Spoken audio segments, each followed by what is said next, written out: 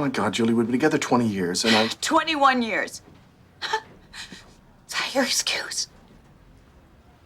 Is that what makes it okay to have an affair? And embarrass me in front of, from what I understand, everybody in town? I suppose Bob and Dave know? Look. God, where was I? Why didn't I see? Please. Oh, I guess I thought we were married. Let's try and be rational about this, okay? Andy's older now. Right, you have your whole world set up for you with your charity stuff and your book club and... I am not supposed to care that you had an affair because I belong to a book club. I'm supposed to just forgive you and everything goes back to normal? Julie, you're not understanding what I'm saying.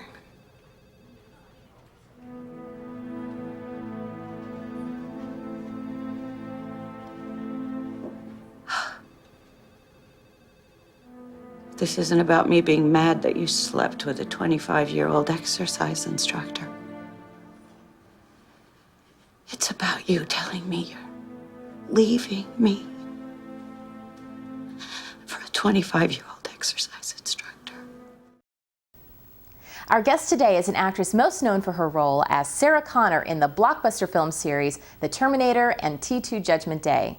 She's built her career playing tough women who've had to overcome adversity, but her toughest battle yet has been living with and treating bipolar disorder. Please welcome Linda Hamilton. Linda, it's great to have you with us today on Sidewalks.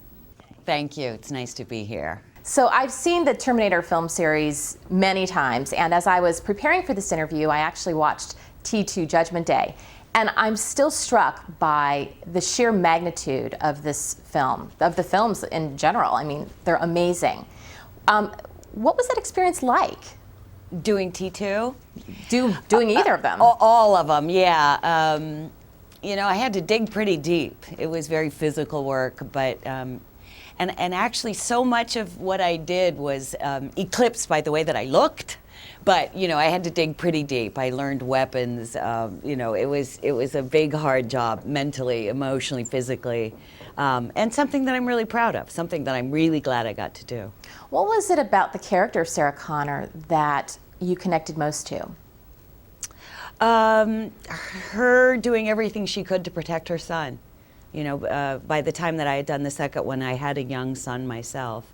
So it was the mother, you know, the strong mother that will do anything to protect her child. Yeah. That is a theme that resonates with me. You're starring in another film for the holidays on Lifetime television called Home by Christmas. Tell us about the story. It's the story of, it's really like a Cinderella story, the story of a suburban housewife who, through a series of circumstances, becomes homeless in the very early parts of the film. Her husband leaves her for a younger woman. She doesn't want the house. It was all a lie, so she moves across town. And within the first half an hour, she's sort of lost everything. And it's interesting because it's a series of circumstances that could happen to almost anyone. You sort of understand how you know, someone can go from everything to nothing in a very short period. And it's a story of this woman sort of working her way back up into her life. But for most of the film, she's living in her car. You know, during the holidays, a lot of people can become quite cynical, and this film seems anything but. What do you think the message is? It's a message, the character that I play, I love because she is just ever hopeful and ever sweet throughout the whole experience. You know, it's actually a very sort of light treatment of this situation. And I just love the woman that I play because she is just so, you know, she remains kind and giving and charitable even though she's having the worst of times. And you know, that's a good message to give to people. Now, you've been very open about your struggles with bipolar disorder. For those that don't know, what characterizes the disease? Bipolar disorder is characterized by drastic mood swings, drastic emotional changes in a person's life that aren't necessarily related to the situation or anything other than the interior life that's going on.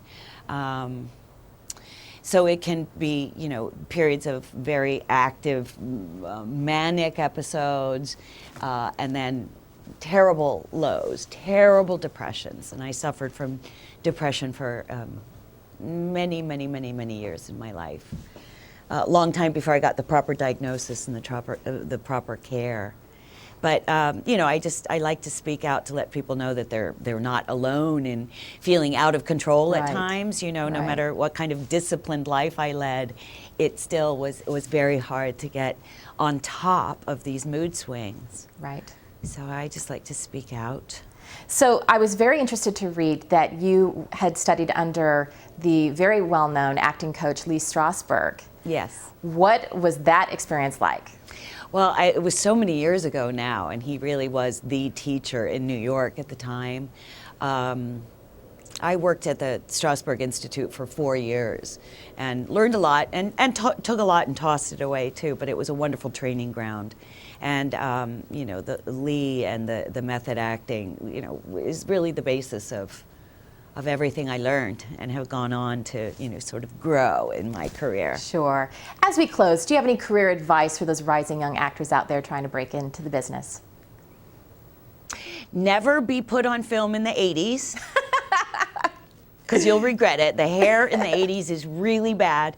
We all had it. Secondly, hang up your clothes at the end of the day. You know, be the good girl that your mom raised. I just think it's so important for us as actors to remember that we are, you know, just contributing members of a team of you know, all of us working equally to make a project good. And so, you know, you have to hang up your clothes at the end of the day. Thank you so much for being with us today, Linda. It was a pleasure having you on Sidewalks. Thank you, Cindy.